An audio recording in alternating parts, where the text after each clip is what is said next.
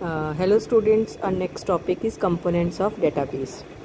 So there are four components: data, hardware, software and user. So data is the data stored in the system is partitioned into one or more database.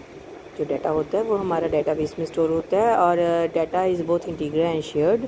Integrated का मतलब कि we mean that the database must may be thought of unification of several data files. By shared we mean the individual piece of data can may be shared. Shared का मतलब कि भी वो data एक दूजे नाल ਆਪਾਂ share कर सकते हैं. हार्डवेयर ਦੇ ਜਿਵੇਂ ਸੈਕੰਡਰੀ ਸਟੋਰੇਜ ਹੋ ਗਈ, ਜਿਵੇਂ ਹਾਰਡ ਡਿਸਕ ਵਗੈਰਾ, ਪੈਨ ਡਰਾਈਵ ਵਗੈਰਾ, ਉਹਦੇ ਵਿੱਚ ਆਪਾਂ ਡਾਟਾ ਸਟੋਰ ਕਰ ਸਕਦੇ ਹਾਂ. ਸੌਫਟਵੇਅਰ ਜਿਹਦੇ ਥਰੂ ਆਪਾਂ अपना डाटा ਨੂੰ एंटर करते हैं जिमें MS Access Oracle वगैरह. और डेटाबेस यूज़र दो तरह के होंगे ने, एप्लीकेशन यूज़र होंगे तो एंड यूज़र होंगे ने. एप्लीकेशन यूज़र मतलब they are possibly writing the application programs जिहड़े प्रोग्रामिंग करते हैं, ठीक है. एप्लीकेशन प्रोग्रामर होंगे ने. तो एंड यूज़र होंगे ने दो, कैजुअल तो नेव. नेव यूजर्स ਜਿਹੜੇ ਹੁੰਦੇ ਨੇ ਉਹਨਾਂ ਤੋਂ ਸਿੱਧਾ ਮਤਲਬ ਜਿਹੜਾ ਸੌਫਟਵੇਅਰ ਪ੍ਰੋਵਾਈਡ ਕੀਤਾ ਜਾਂਦਾ ਹੈ ਉਹਦੇ ਵਿੱਚ ਹੀ ਉਹ ਐਂਟਰੀਆਂ ਕਰਦੇ ਨੇ ਅਤੇ ਉਹ ਐਂਟਰੀਆਂ ਆਪਣੇ ਆਪ ਹੀ ਡਾਟਾਬੇਸ 'ਚ ਸਟੋਰ ਹੋ ਜਾਂਦੀਆਂ ਨੇ. ਜਦਕਿ ਕੈਜੂਅਲ ਯੂਜ਼ਰ ਦੇ ਵਿੱਚ ਕੀ ਹੁੰਦਾ ਹੈਗਾ ਕਿ ਉਹ ਆਨਲਾਈਨ ਕੁਐਰੀ ਕਰਦੇ ਨੇ.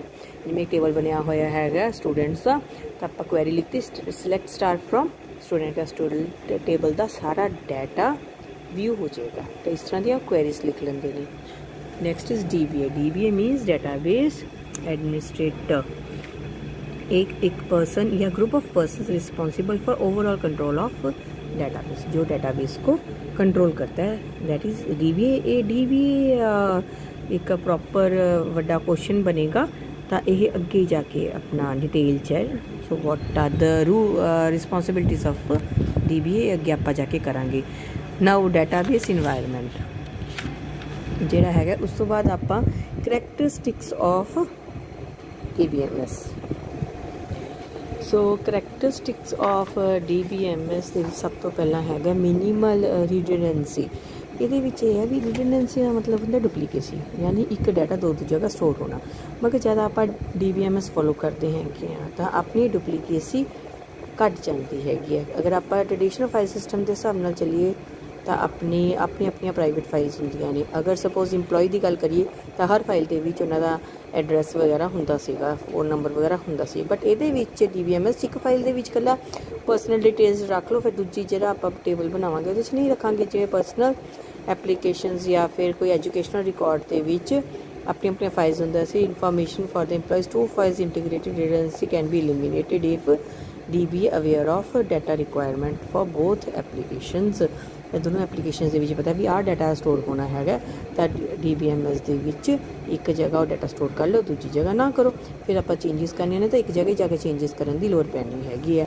शेयरिंग ऑफ डाटा जोड़ा है वो आप एक डाटाबेस के विच रखा होया तो वो डाटाबेस को एक एप्लीकेशन और दो एप्लीकेशनस भी उन्होंने व्यू कर सकदियां ने. तो ये अपना जो डाटाबेस है वो शेयर हो जाता है.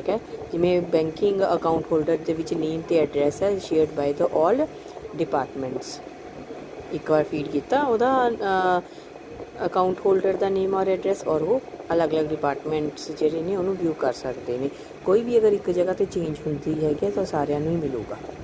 अगर किसी का एड्रैस चेंज होता तो सब नहीं मिलेगा. इनकनसिस्टेंसी कैन बी अवॉइडेड. इनकनसिस्टेंसी हो जाती है कि भी वही है भी अगर 10 जगह मोबाइल नंबर लिखा है तो हो सकता है भी आप 200 जगह मोबाइल नंबर ना चेंज कर सकीए. तो ये की है DBMS का एक जगह ही जब मोबाइल नंबर है उत्थे जाके चेंज रहना तो एवं इनकनसिस्टेंसी नहीं होंगी हैगी. So it can be avoided. ये एग्जाम्पल दी हुई है employee E7 workers in department D3. जिमें आप कहने भी 10 इंप्लॉईज़ ने तो सब के नाम की ई कोड रखते E1 E2 E3 करके E10 तक. इन डिपार्टमेंट जोड़े अड अड ने, कोई मार्केटिंग का है, कोई एडवरटाइजमेंट है, कोई मैनेजरियल है, कोई क्लैरिकल है, एवं डिपार्टमेंट D1 D2 D3 ऐ रखते. कोई सेल्स डिपार्टमेंट है, कोई कुछ. So is represented by two different entities in the database and that in system is not aware of these duplicacies. Then there will be some occasion on which the two entries will not agree. So at that time database is said to be inconsistent.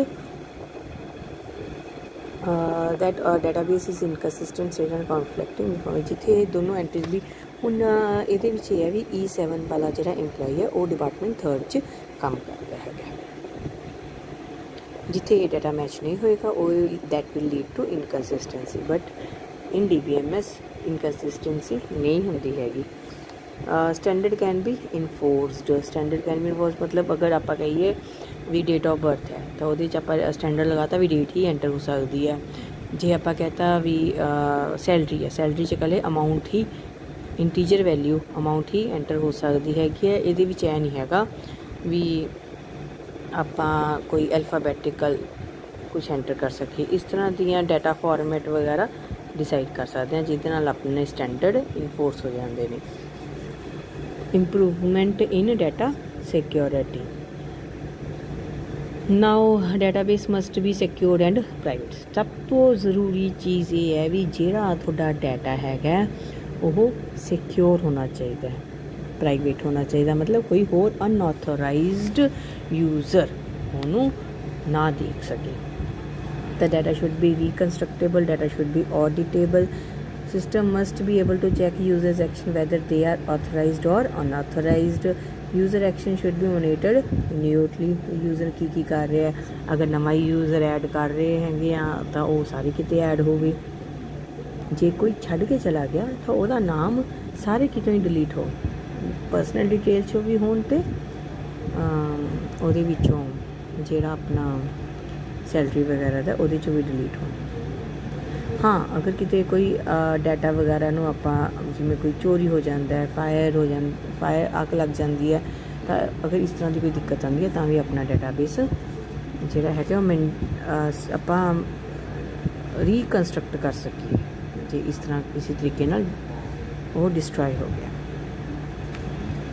Batter interaction with the user, आप जब user application program से through data नूं use करते हैं तो उनकी interaction काफ़ी वधिया हो जाती है। जिवें हुण ऐ भी लगा लो भी हुण बैंक है वो HDFC बैंक है जिमें, तो बॉम्बे भी है, दिल्ली भी है, चंडीगढ़ भी है, बरनाले भी है, तो वह एक सेंट्रल लोकेशन के विच वो सारिਆਂ ਨੂੰ देख सकता। एफिशिएंट सिस्टम बन जाता है, बहुत एफिशिएंट है DBMS दे विच डाटा स्टोर करना, फास्टर एप्लीकेशन डिवेलप हो जाती है, सारा कुछ डाटा अपना डाटाबेस स्टोर हो जाता है। फिर एप्लीकेशन भी ਉਹਦੇ ਵਿੱਚ जब टेबल बना दो, डाटा स्टोर कर दो तो एप्लीकेशन अपनी जल्दी बन जाती है। डाटा माइग्रेट एक तो दूजे टेबल च माइग्रेट हो जाता, एक कॉपी पेस्ट कह लो है ना। तो tunability is adjusting a database to improve its performance is refer to as tunability. DBA is responsible for the tuning and operation of database. So दो रिक्वायरमेंट्स होंगे, एक तो physical database independence is necessary, automatically monitoring of usage of database and so that appropriate adjustment can be जिथे physically थोड़ा data store रहता, physically कितने रहता है, फिजिकली थोड़ा डेटाबेस स्टोर रहता है थोड़े हार्ड डिस्क पे, ठीक है, तो उन्होंने मेनटेन करना ज़रूरी हैगा। हुण अगे जाके ये डिफरेंस है डाटाबेस ते ट्रेडिशनल फाइल सिस्टम दे विच। ये बेटा हुण मैं दोनों चीज़ां करवा चुकी, ये तुसीं खुद करना है।